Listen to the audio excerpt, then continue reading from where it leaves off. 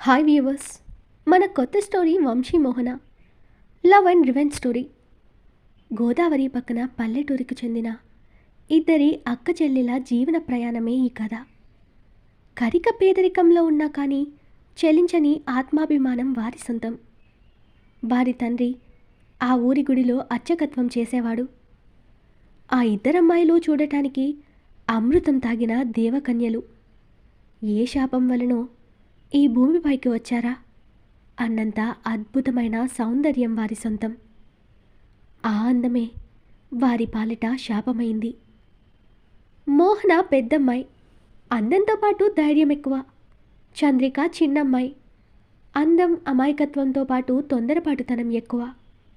మరోవైపు డబ్బు, అందం, అహంకారం, అధికారంతో ఆ అక్క చెల్లెలని సొంతం చేసుకోవాలని ఆ ఊరి జమీందారుల వారసులు వలపన్నారు.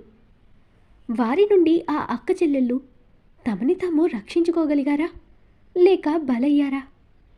ఆస్తి కోసం సొంత రక్తాన్నే కడతీర్చిన ఆ జమీందారుల ఆట కట్టించే ఆయుధం తమ మధ్య పుట్టి పెరిగిందని తెలిస్తే?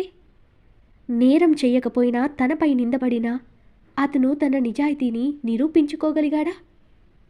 రివెంజ్ తీర్చుకోవాలని తన ఉనికినే వదిలేసుకున్న అమ్మాయి లక్ష్యం నెరవేరిందా? ఎవరి గమ్యం ఎటువైపు అనేది మన వంశీ మోహన స్టోరీ.